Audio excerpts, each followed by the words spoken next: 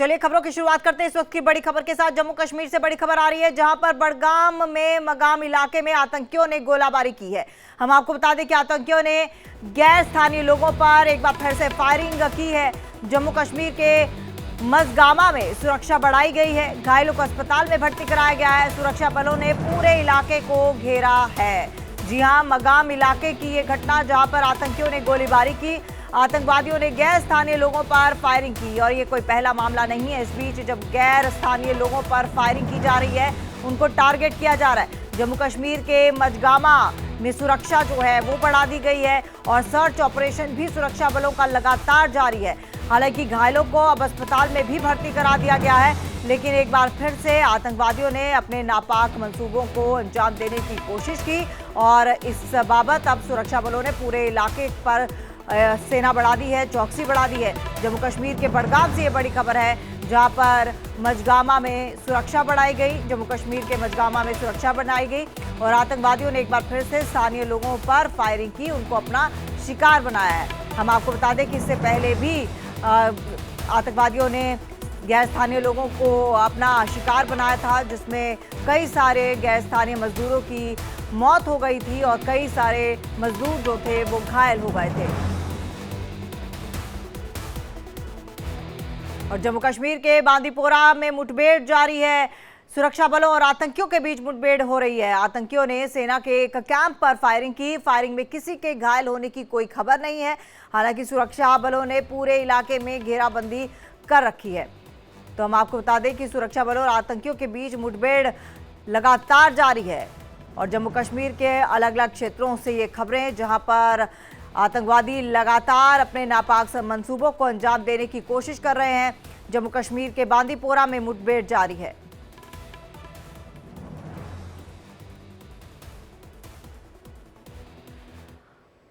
और इसी खबर पर मेरे साथ मेरे सहयोगी रमन सैनी इस वक्त लाइव जुड़ चुके हैं। रमन, दो इलाकों से अलग अलग खबरें, लेकिन एक बार फिर से टारगेट पर गैर स्थानीय लोग।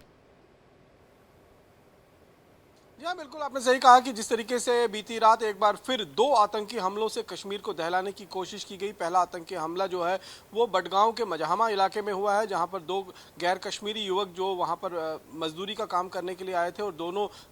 यूपी के सहारनपुर के रहने वाले हैं, उन पर जो है वो फायरिंग की गई। गनीमत ये रही कि एक के हाथ में गोली लगी और दूसरे के पाँव में गोली लगी, जिससे उनकी जान तो नहीं गई, लेकिन निश्चित रूप में एक डर और खौफ का माहौल जो है वो गैर कश्मीरी जो मजदूर वहां पर रह रहे हैं, प्रवासी मजदूर जो वहां रह रहे हैं, उनमें एक डर और खौफ का माहौल पैदा करने की कोशिश की गई। दूसरा आतंकी हमला जो हुआ है वो हुआ है बांडीपुरा में। बांडीपुरा में एक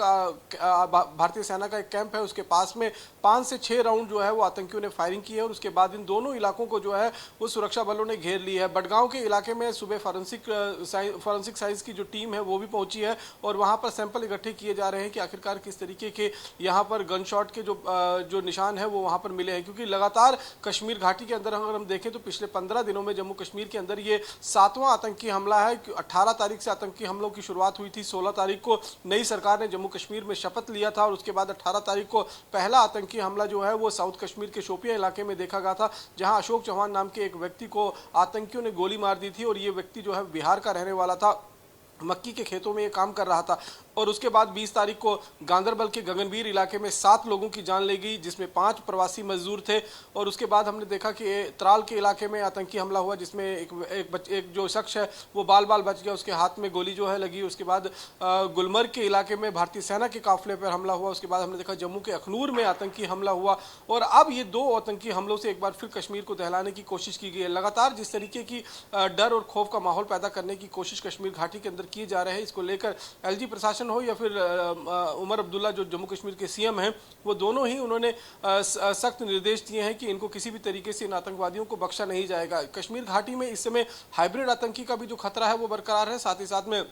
जो आतंकी घुसपैठ कर इस समय कश्मीर घाटी में पहुंच रहे हैं, वो किसी न किसी बड़ी आतंकी वारदात को अंजाम देने की फिराक में है। तो लगातार एक के बाद एक 7 आतंकी हमलों से कश्मीर को पिछले 15 दिनों से दहलाने की कोशिश की गई है और उससे निश्चित रूप में एक डर और खौफ का माहौल बनाने की कोशिश जो है वो आतंकवादियों की तरफ से की जा रही है, क्योंकि जिस तरीके का एक नैरेटिव सेट किया जा रहा है कि आर्टिकल 370 के एब्रोगेशन के बाद जम्मू कश्मीर के अंदर जो गैर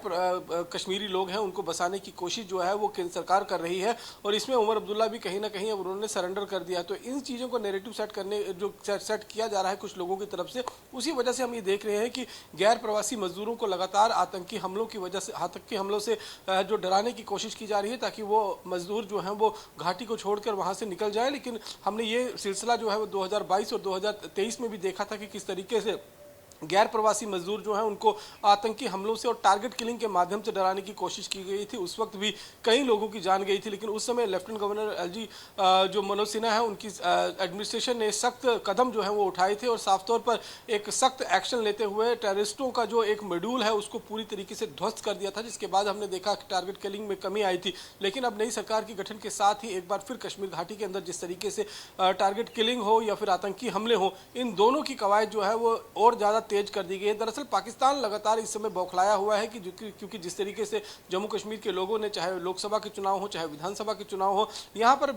बुलेट को हराकर बैलेट को जीत दिलाई है, उससे पाकिस्तान बहुत निराश है और पाकिस्तान इस समय बौखलाया हुआ है। इसीलिए पाकिस्तान की आर्मी, पाकिस्तान की ISI, पाकिस्तान के जो आतंकी हैंडलर POK में इस समय बैठे हुए हैं, उन्होंने अपने आतंकी को यहाँ पर जो कश्मीर घाटी में ऑपरेट कर रहे हैं उनको साफ निर्देश दिए हैं कि कश्मीर घाटी को एक बार फिर 90 के दशक जैसे जो है वो हालात बनाने की कोशिश की जाए। लेकिन उनको शायद याद होगा कि अब ये नया हिंदुस्तान है, नया जम्मू कश्मीर है। ये जम्मू कश्मीर अब उस 90 के दशक की तरह जो है हालात बनने नहीं देगा। यहाँ पर जो स्थानीय लोग होंगे, कुछ एक लोग जरूर हम ये कह सकते हैं कि वो कहीं ना कहीं आतंकियों के मददगार बने हुए हैं, OGW के रूप में आतंकियों की मदद कर रहे हैं। लेकिन जो मेजॉरिटी ऑफ कश्मीर के लोग हैं वो कश्मीर घाटी में अब इस समय उन्नति, तरक्की और जो है वो चाहते हैं कि यहाँ पर टूरिस्ट जो जिस तरीके से पिछले 2 साल से फ्लोरिश हो रहा है वो और ज़्यादा बढ़े, ताकि उनके रोज़मर्रा की जो खर्चे हैं, रोज़मर्रा की जो ज़िंदगी है वो सुकून से चलती रहे। क्योंकि आर्टिकल 370 को कहीं ना कहीं जम्मू कश्मीर ने अब अडॉप्ट कर लिया है कि अब वो लौट कर वापस आने वाला नहीं है। एक राजनीति का स्टंट जरूर ये बना हुआ है, लेकिन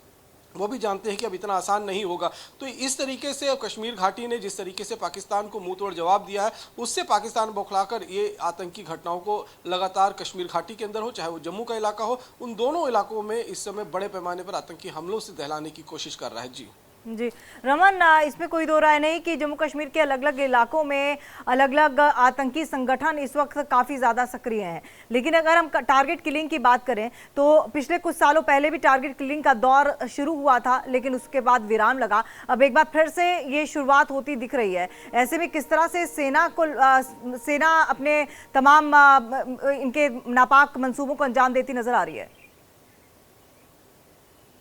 देखिए, बिल्कुल निश्चित रूप में आपने सही कहा कि 2022 और 2023 में जिस तरीके से टारगेट किलिंग का सिलसिला शुरू हुआ था, उसमें TRF का मॉड्यूल, जो लश्कर का मॉड्यूल है, वो कहीं ना कहीं पीछे एक्टिवेट हुआ था और उसकी वजह से ये टारगेट किलिंग पिस्टल के माध्यम से किए जा रहे हैं। लेकिन अब दोहरे अटैक हो रहे हैं। एक तरफ टारगेट किलिंग भी की जा रही है, गैर प्रवासी मजदूर जो हैं उनको अपना निशाना बना रहे हैं आतंकी, वहीं दूसरी तरफ सेना के काफिलों पर, सेना की टुकड़ियों पर भी आतंकी हमले हो रहे हैं और इसमें सीधे तौर पर लश्कर या जैश के जो आतंकी संगठन है वो शामिल हैं। आपने देखा कि किस तरीके से अखनूर के जो बटल इलाके में आतंकी हमला 4 दिन पहले हुआ था, दिवाली से 2 दिन पहले, वहां पर किस तरीके से आतंकियों को मुंहतोड़ जवाब देते हुए भारतीय सेना ने जैश ए मोहम्मद के 3 खूंखार आतंकवादी जो जम्मू कश्मीर में फिदायीन अटैक करने के लिए आ रहे थे, उनको जो है वो मार गिराया। उनके पास से बड़ी तादाद में हथियार, गोला बारूद जो है वो भी बरामद किया। वो सारी तस्वीरें जो है हमने अपने दर्शकों को दिखाया था। वहीं कश्मीर घाटी में भी अगर हम देखें तो लगातार मॉड्यूल जरूर वहां पर आतंकी मॉड्यूल जो है वो एक्टिव हैं और उनके माध्यम से कश्मीर घाटी को डराने और धमकाने की और दहलाने की कोशिश जो है उनकी तरफ से की जा रही है। लेकिन सेना ने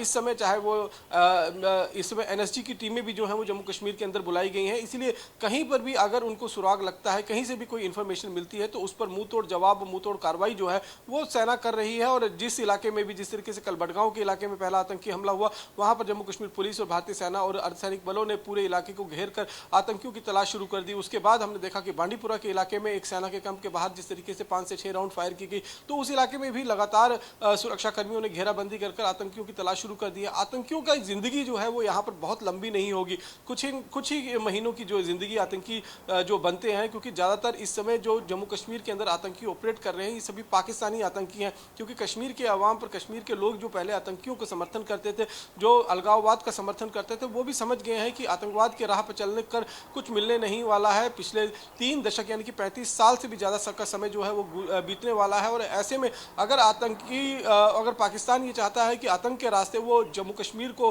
भारत से अलग करना चाहता है, तो वो उसमें कभी भी कामयाब नहीं होगा। और ये खुद डॉक्टर फारूक अब्दुल्ला भी लगातार, जो पहले पाकिस्तान से बातचीत की पैरवी कर रहे थे, अब उन्होंने भी मान लिया है कि अगर पाकिस्तान आतंक का रास्ता नहीं छोड़ेगा तो बातचीत करना भी व्यर्थ होगा।